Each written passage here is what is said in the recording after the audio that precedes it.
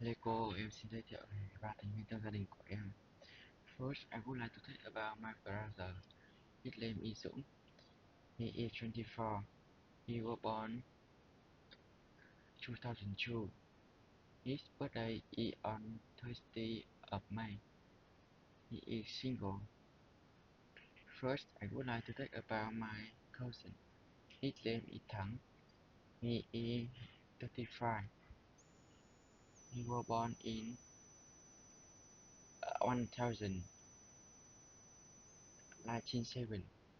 His birthday is on 15th of, uh, of March. He is married. First, I would like to talk about my uncle. His name is Toàn.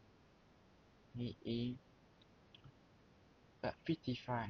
He was born in uh,